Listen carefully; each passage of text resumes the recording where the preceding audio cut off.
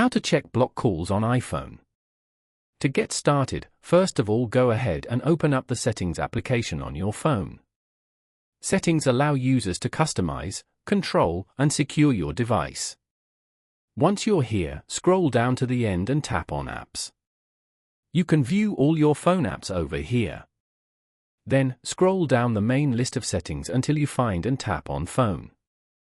Scroll down to find and tap on Blocked Contacts. Now, you can view all the contacts that are blocked.